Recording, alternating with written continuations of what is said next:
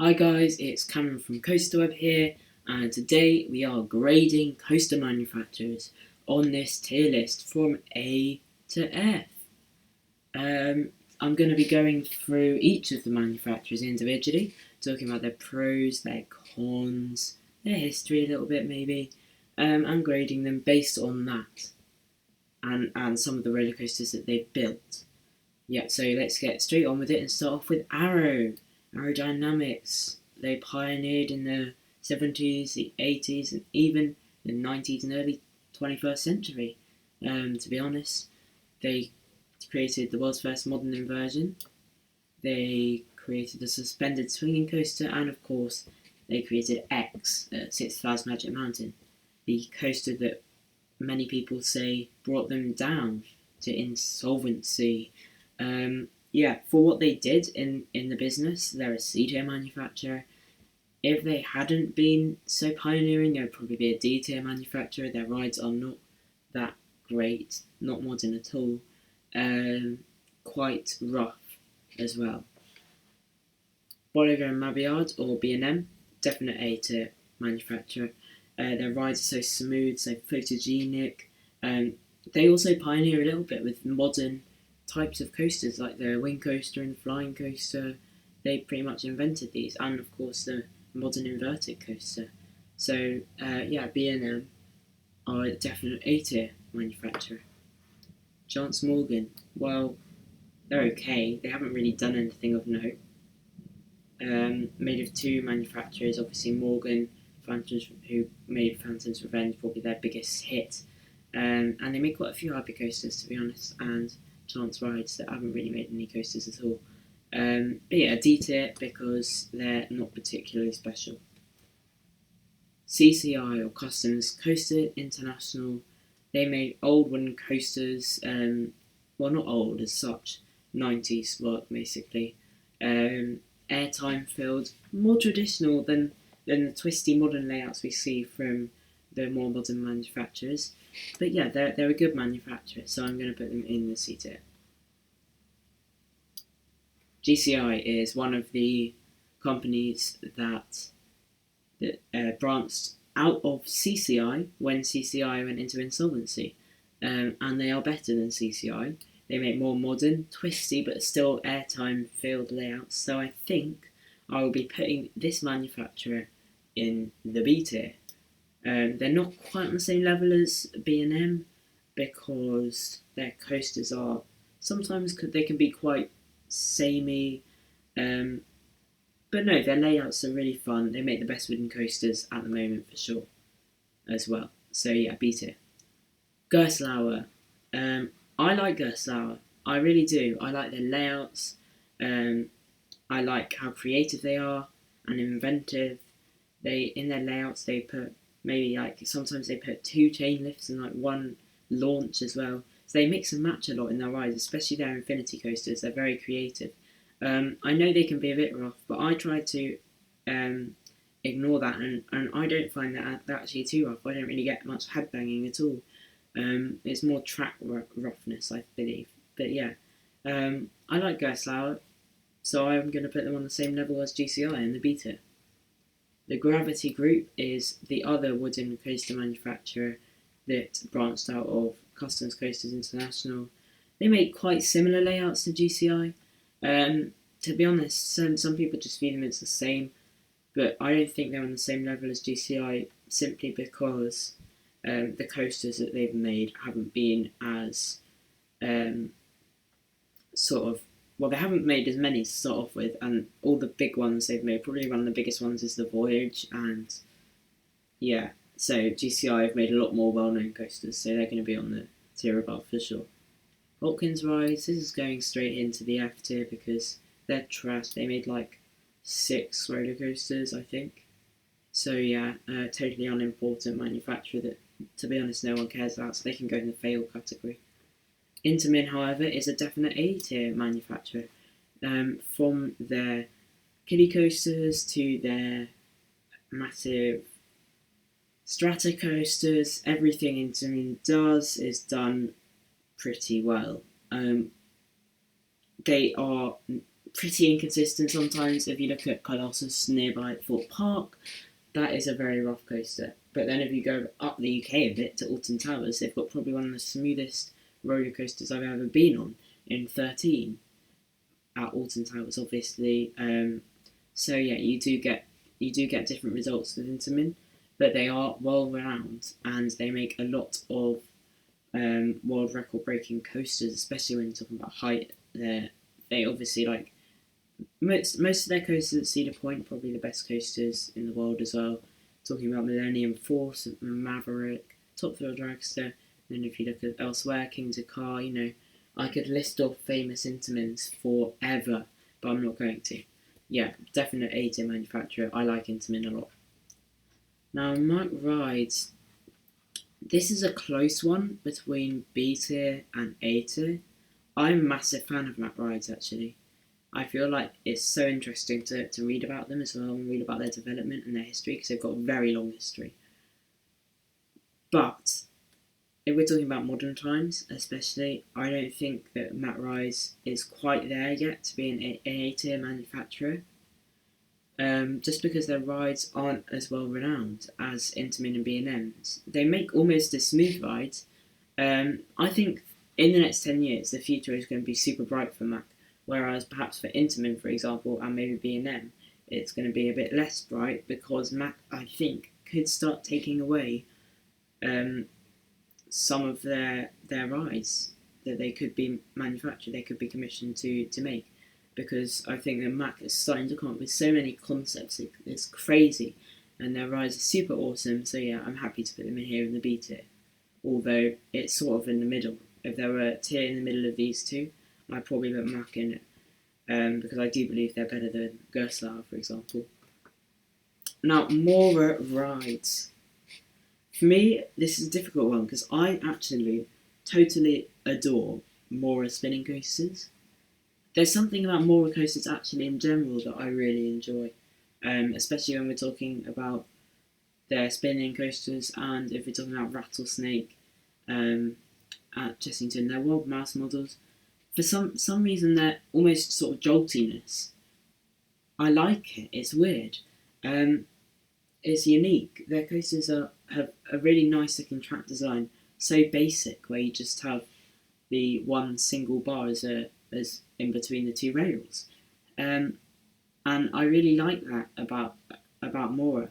It gives you an almost sense of false insecurity. Yeah. At the same time, however, they don't really make that many great coasters.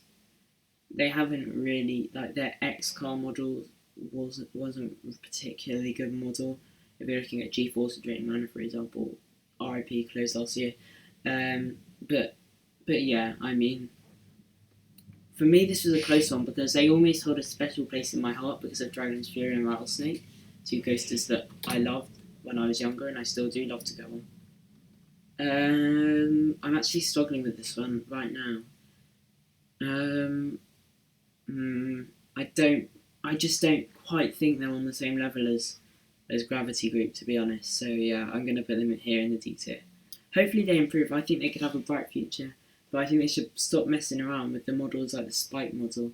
Stop putting roller coasters on ferries and cruise ships, and start putting them on really good parks and start making really good models. So I know they're capable of it. Pinfari, obviously, total F. Total failed manufacturer. That's why they went insolvent in 2004. Their roller coasters are utter crap. I'm sorry if you like Pinfari, which should be absolutely no one. But I can't find anything about Pinfari that I actually like. All their coasters are bad. They're like imagine a Schwarzkopf and then make it rough. Make them have no pitch on their bank turns and basically no bank as well. I mean, and then they've honestly made the worst coasters I think I can think of, really rough and ridiculous coasters. To be honest, I cannot understand why anyone would buy one of their rides because they are awful roller coasters that they make. Even their so-called family coasters, terrible. And I feel like the roller coaster world would be a much better one right now if Pinfari had never existed. So yeah, straight F tier. Ride manufacturer. Premier Rides is quite an interesting one, to be honest. And I'm sort of thinking maybe D tier, but I'm also sort of thinking C tier because they have made some really good rides, and I know their launches are really good. I wish we could get a Premier ride in Europe and in Britain, especially because we don't really have any, to my knowledge. Um, there's obviously that Skyrocket 2 in some park in Germany. I think it's Holiday Park or Holiday World, one of them. But yeah, we need a Premier Rides launch coaster over here. Obviously, they specialise in launch coasters, and their launches are really good, I've heard. But yeah, I'm going to put them in the C tier, actually, I think, because yeah, their rides are okay, I think. So probably on par with these manufacturers. RMC, well, unfortunately, I'm yet to ride an RMC. Hopefully, Thorpe Park gets one for 2021. But yeah, I mean, A tier. I've never heard anyone say bad things about an RMC. I've heard people say, oh, that one's worse than that one, but I've never heard someone actively dislike an RMC. Because I've heard mostly they are pure perfection. So smooth, so ingenious, so sort of modern, and yeah, definite A tier. I just wish we could get some in Thorpe Park. Hint, hint. Anyway, Schwarzkopf.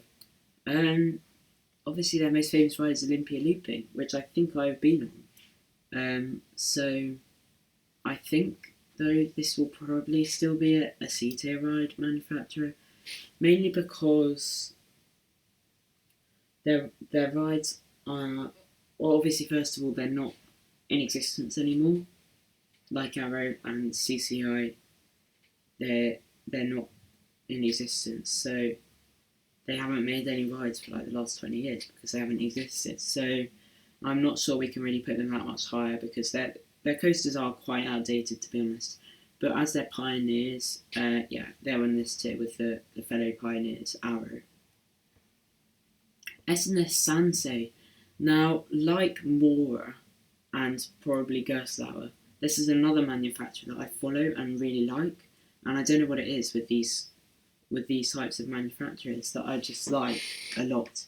S&S, I find their ideas are really good, like the El Loco coaster. Obviously Mumbo Jumbo Flamingo Land, for example, is a really good coaster, and I think that they're really underrated, if I'm honest. I think their coasters are all really very good. I don't think that any of them are really too rough as well. Obviously, they're kind of known for their S&S 40 free spins, cloned in literally every single Six Flags park in America. But I think we should look behind that and we should look at some of their really super intelligent designs. And yeah, I think the future is probably going to be really bright for this particular manufacturer. So for me, I'm going to put them in the C tier. They're not quite there to make the B tier because their rides are just simply not yet good enough. Togo, well, I believe this one is probably going to be a straight F tier. They're not a straight fail though, because some of their rides in Japan, I hear, are quite good. But in America, their coasters have been crap. So, yeah, they're an F tier for me. Now the Coleman, this one might cause some stirring up. If we were looking at the last 10 years of Vekoma's history, this manufacturer would be a B tier manufacturer. But we're going to look further back than that, and we're going to see in the last 30 years how many torture machines they've made for us. We're talking about their loopers, and we're talking about their SLCs, and we're talking about their boomerangs. 3 models that people sometimes can dread to go on, especially the SLCs. The standard model of the SLC is the worst coaster you can possibly go on The actual layout is quite good, but they're so rough and it's so terrible. But yeah, when we're looking now, their Bermuda Blitz coaster, their suspended family coasters, their family boomerang coasters, their launch flying coaster, obviously FLY, that's opening at Fantasialand, hopefully at some point within the next 2 years. Definitely bring this manufacturer up, but only a C-tier for me. I think the future's quite bright for Vekoma though. They're definitely improving their rides. Now for Zamperla. Well, let's be honest. They're not that good. The Thunderbolt model's supposed to be good, looking at the pros. But all they really make is kiddie coasters. And their Valair model is like one of the worst coasters ever made. So, D-tier. Not quite in the same awful level as these three manufacturers, but they're quite bad. 0. Final manufacturer. So, I think they might have started making coasters for people above the age of like 7, but I don't know for sure. I think, yeah, I'm joking. Their tower coasters, they're okay, I think. Sometimes they have some weird profiling at bits, but layouts are okay for the thrilling coasters, I guess. They're definitely no higher than a D-shade though. So yeah, there we go. There is our full graded tier list of coaster manufacturers. If you agree with me, say so down below. If you disagree with me, say so down below and give reasons. I'll be looking forward to reading it. If you think, for example, that Pinfari is an A-tier manufacturer, go ahead and say it. If you think, for example, that I am being overly biased on S&S Sansei or Gerstlauer or Mora, go ahead and say it and say, oh, they're F-tier rides. I'm going to read all your comments, love them all, hopefully. Yeah, I'm looking forward to reading them. So that's just my views on the roller coaster manufacturers. As I say, remember to leave a like, comment, and remember to subscribe for more awesome content like this. Right, see you guys in the next one.